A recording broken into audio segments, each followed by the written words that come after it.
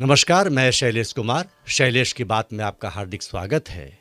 और अभी मैं काशी विश्वनाथ, बनारस और अयोध्या रामलला के दर्शन के लिए गया था।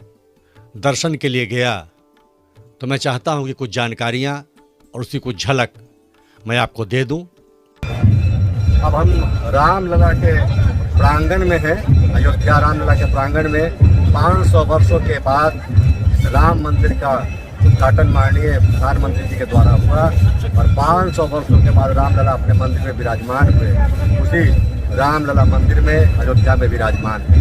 अद्भुत क्षण है, गौरवशाली गौरवमय क्षण है और वह क्षण है जब रामलला से मुलाकात होगी, रामलला के सामने, रामलला के सानिध्य में हम होंगे और रामलला के दर्शन होंगे। आइए बस रामलला के मंदिर में चलते हैं और रामलला के मंदिर से बात कर रहे हैं। ये इस क्षण के लिए, इस मंदिर के लिए वर्षों तक इंतजार किया। 500 वर्षों के बाद रामलला अपने भवन में विराजमान हुए। टेंट से निकलकर जिस भव्य मंदिर में, जिस भव्य भवन में उनकी प्राण प्रतिष्ठा हुई, विराजे, अद्भुत है, बहुत ही दिव्य।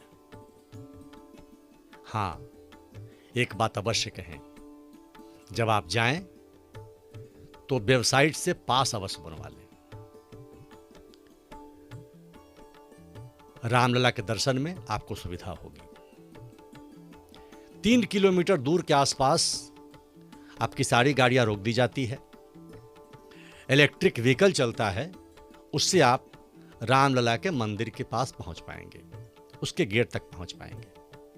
वहां उतरने के बाद लगभग 1.5 किलोमीटर आपको पैदल चलना होगा, क्योंकि वहां से निकलकर आप मंदिर रामलला तक पहुंचते हैं तो उसमें बहुत सारे बैरिकेडिंग बनाए गए हैं और यह बैरिकेडिंग भीड़ को व्यवस्थित करने के लिए है।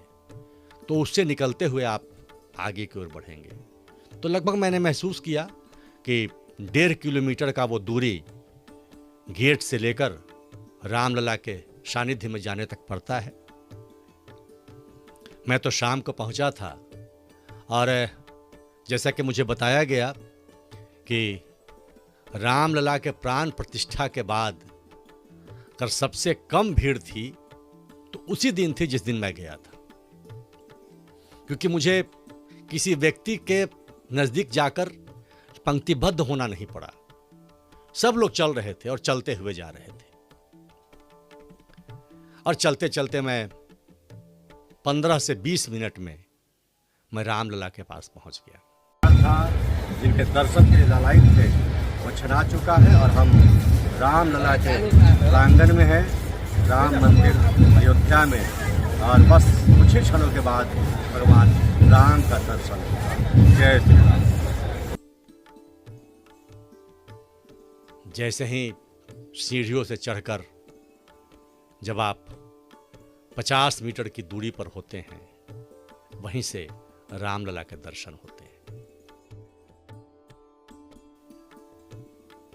हृदय गदगद हो जाता है, जय श्री राम स्वतः निकल जाता है।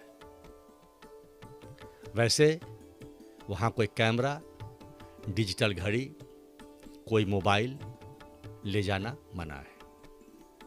जब आप कैंपस में जाएंगे तो आपके शू के लिए, पादुका के लिए अलग से स्टैंड बना है, वहाँ पे स्टैंड में रख दें।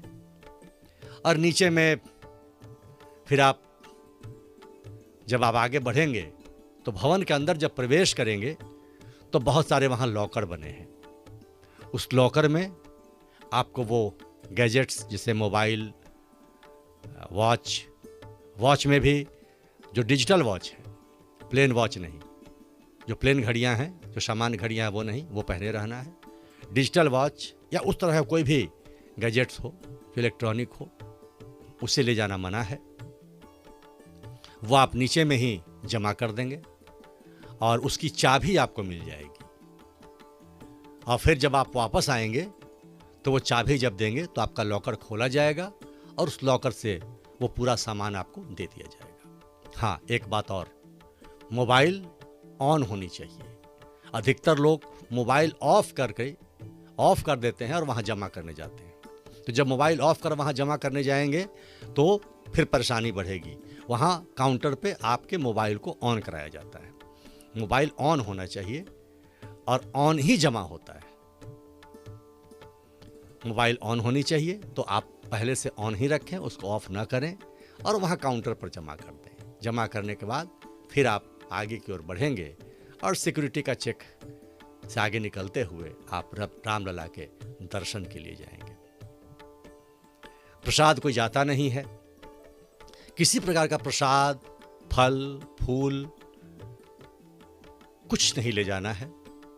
सिर्फ आपको अपने आप को भगवान राम के समक्ष समर्पित कर देना है।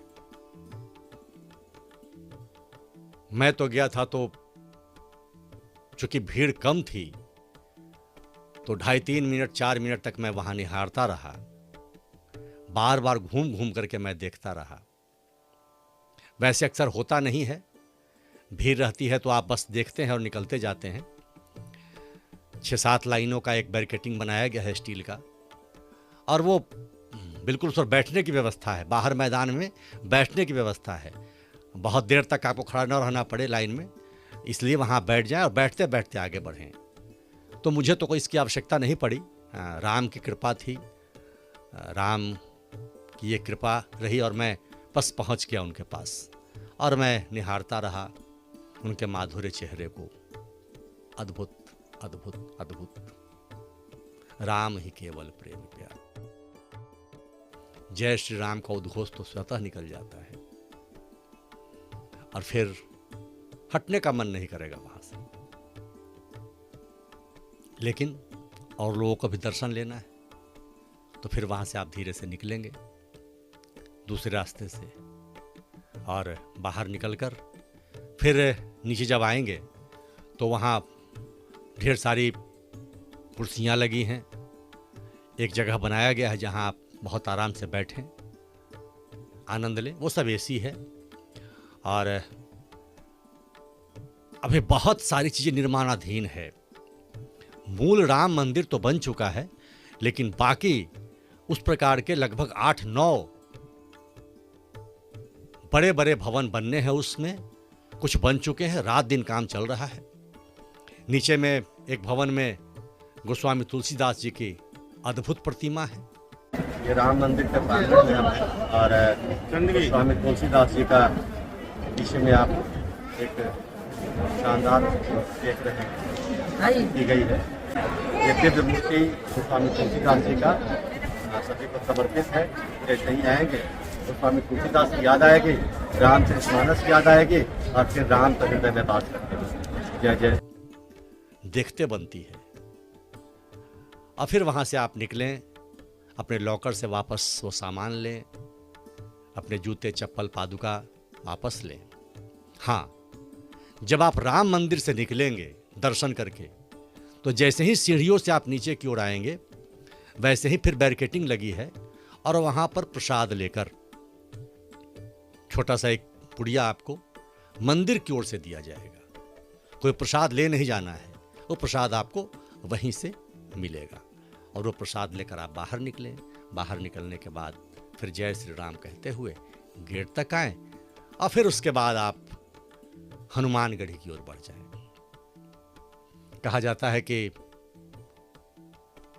और जैसा कि मैंने पहले भी कहा कि भगवान राम जब मोक्ष प्राप्त कर रहे थे तो हनुमान जी को अयोध्या का राजा बना दिया, गद्दी दे दी।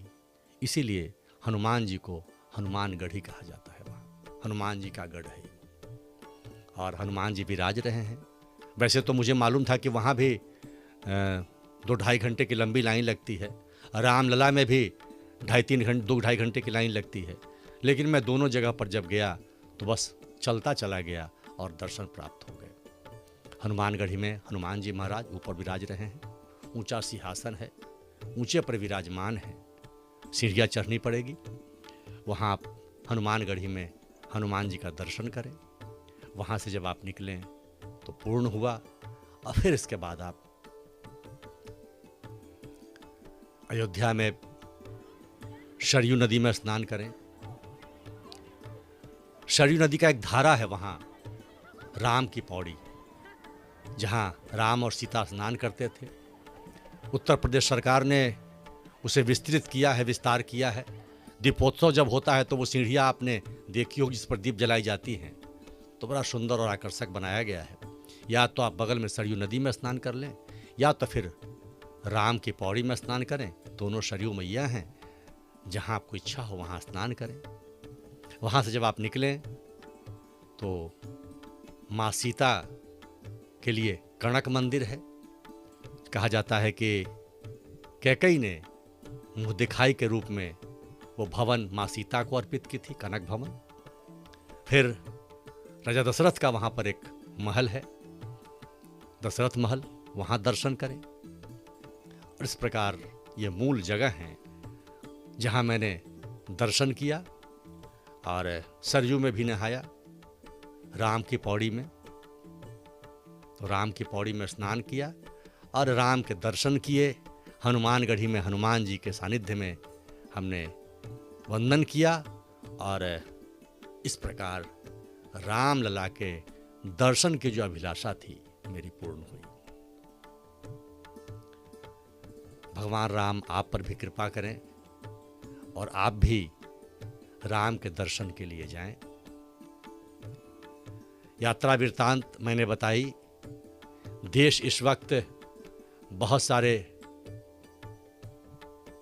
वक्त युद्ध की ओर चल पड़ा है। अप्रिय घटनाएं हुई है। धर्म पूछकर पहलगांव में हिंदुओं की हत्या की गई है। उस संदर्भ में भी कुछ बातें मैं अवश्य रखूंगा।